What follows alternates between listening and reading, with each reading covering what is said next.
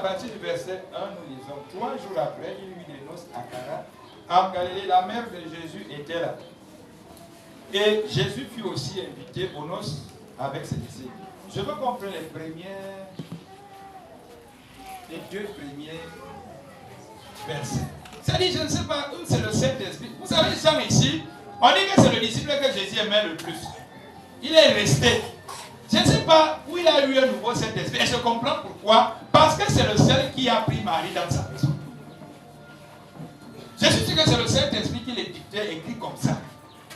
Vous savez, on peut lire quelque chose de façon basique, sans prêter attention, et pourtant, il y a un détail. Le détail ici, c'est que 3 jours après, il eut des noces à Cana en Galilée. La mère de Jésus était là. Premier détail. Elle était là. Et maintenant, dans le deuxième détail, et Jésus fut aussi invité aux noces avec.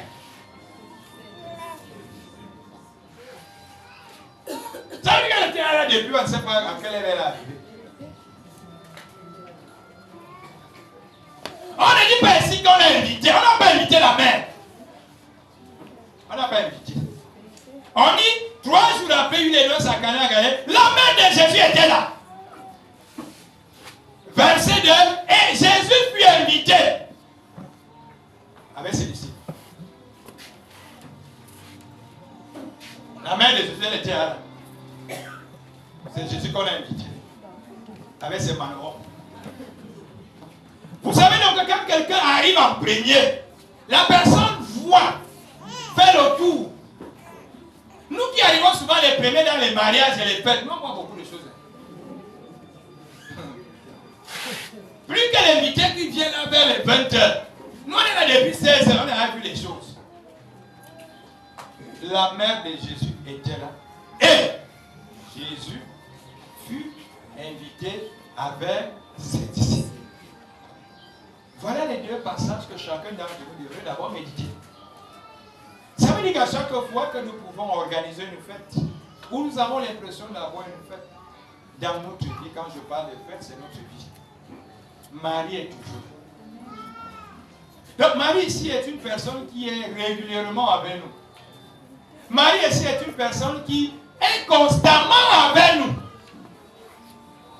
Jésus, lui, se fait toujours inviter dans nos vies. Je veux que tu comprennes très bien ça. Entre les lignes. Si je prends Marie et Jésus ici, je voulais voir à peu près comme une maman qui est toujours presque là avec ses enfants.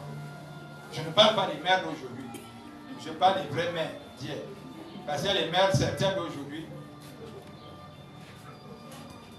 Ils ne connaissent même pas comment les enfants se brossent les dents. Toujours prêtes à partir. Je parle des vraies mères d'avant qui étaient toujours là avec leurs enfants. Parce que le Père, lui, est toujours.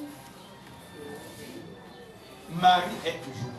Elle est toujours présente, même le jour qu'on ne l'invoque pas, elle est là. Celui qu'on invite, c'est Jésus. C'est Jésus qu'on invite à entrer dans nos vies. C'est peut-être pour cela qu'on a l'expression donner sa vie à Jésus. On ne donne pas sa vie à Marie, elle est toujours là. Elle marche toujours. Mais pour Jésus, pour qu'il entre dans ta vie, vous allez maintenant comprendre la suite. 3e verset. Le vin avait manqué. La mère de Jésus lui dit, ils n'ont plus de vin. Je comprends pourquoi. Quand tu viens avant, tu as fait le tour des prix. Sûrement, elle avait compté le nombre de briques qu'il y avait. Sûrement, elle avait compté le nombre de casiers. Parce que quelqu'un qui vient toujours avant, qui organise une fête, n'est pas comme quelqu'un qui vient après la fête. Je prends un cas ici, ceux qui organisent souvent les fêtes. Vous allez voir, vous organisez, vous planifiez, non? Est-ce que quelqu'un qui vient en tant qu'invité peut vous dire un certain nombre de choses? Non. Vous qui organisez, vous qui assistez depuis le commencement, vous avez au moins à 80% ou à 90% certains détails. Mais l'invité n'a pas de détails. Marie, non, ici, connaissant certains détails, voyant que le vin est en train de manquer, il va dire à l'invité, celui qui était invité, et dont il reconnaît la puissance et la grandeur que, ayant fait les tours ici là, et un constat que j'ai fait, c'est que l'histoire ci, Là, il y avait le stock de vin. Ça diminue déjà. Et si les vins là finissent, je ne sais pas si on va continuer à danser. Et comme Jésus était un grand danseur, Marie n'en parlons plus. C'est ça, moi, parfois, quand je vois les gens ici dehors, ils disent que c'est parce qu'ils ont donné leur vie à Jésus de danser. Je me demande il s'agit de quel Jésus? Jésus qui allait dans les fêtes? Ou alors Jésus, un autre Jésus? C'est là, à ce moment où Marie joue son rôle. Le rôle de Marie dans ta vie, c'est de passer et de voir ce qui manque réellement dans ta vie.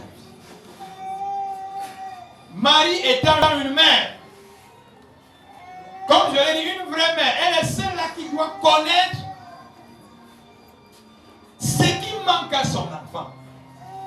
Il est difficile à un papa d'être au courant que, à l'heure actuelle, son enfant n'a plus de sous-vêtements.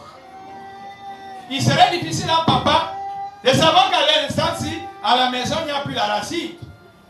Il serait difficile à un papa de connaître un certain nombre de choses, à moins que c'est le genre de papa qui a toujours le nez fouillé dans les choses qu'il a eu de faire. Et ils sont là pour simplement résoudre les problèmes. C'est-à-dire, on vient, on leur dit, comme tu vois là, il y a tel problème. Et lui, la seule chose qu'il connaît, c'est d'aller prendre et de... Je pense que c'est à peu près ça le processus dans nos vies. C'est-à-dire, il y a des choses qu'on te dit, et toi, tu es simplement là pour poser des questions, oui. Et je crois que c'est la question que Jésus pose. Femme, que me veux-tu? Mon aile n'a pas encore sonné. Parfois, il y a des femmes qui sont passées, quand l'homme ne répond pas comme il veut. Le fait de réfléchir, c'est que quelqu'un va trouver comment faire pour que cela arrive. Mais le plus souvent, aussitôt dit, aussitôt fait. Si on ne fait pas dans les 2 minutes qui suivent, on t'a mis dans la liste noire. On ne prend plus tes affaires. On ne blague plus avec toi. On commence à bouder avec toi. Femme, que me veux-tu? Mon heure n'a pas encore sonné. Il y a une heure que quelqu'un doit accomplir quelque chose. Tu ne peux pas demander à quelqu'un de te donner là maintenant, alors qu'il n'a pas. Il faut que l'heure arrive pour qu'il puisse te... Et c'est ce que la Bible ici est en train de nous enseigner. C'est-à-dire que ça nous enseigne notre vie de tous les jours. Il y a quelqu'un qui est puissant appelé Jésus, qui a tout le pouvoir. Mais comment Marie sait que Jésus peut le faire? Parce que Marie reconnaît que son enfant est doté d'un pouvoir. Ça veut dire que lorsque tu viens voir quelqu'un, toi-même vois qu'il peut faire ce que tu lui demandes là. Quand tu vas aller demander à quelqu'un de t'acheter une ML alors qu'il marche à pied,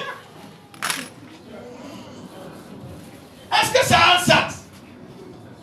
Marie va demander à Jésus de faire. Elle sait que Jésus a le pouvoir de faire ci ou ça. N'allez pas demander aux gens de faire ce qu'ils ne peuvent pas. Si Marie demande, c'est que Jésus peut. Est-ce que quand toi tu demandes souvent, tu sais que la personne peut?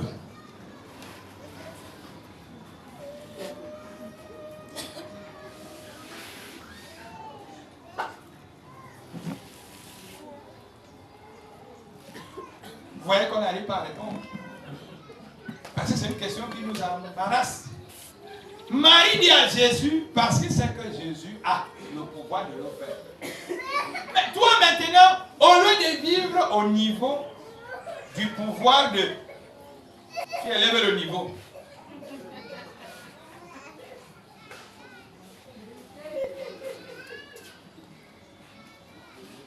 Et même comme Jésus a le pouvoir, il ne réagit pas là. Et les femmes, que me veux-tu? Mon heure n'a pas encore. Ça veut dire que le temps où le pouvoir là se manifeste, même n'est pas encore arrivé. Mais nous ici au village, il faudrait regarder votre score, le score que vous avez ici dehors. Notre score, c'est que comme on n'a pas donné, on ne donnera plus. En tout cas, ne donne même plus alors, ne donne même plus jamais.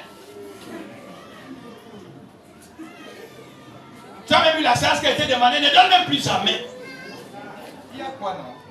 est-ce que l'heure de donner est déjà arrivée? Quand tu dis qu'il ne donne plus jamais, est-ce qu'il a dit qu'il ne donnera plus jamais? Il regarde son pouvoir, il regarde sa puissance et il constate que dans les minutes qui suivent là, il ne peut pas.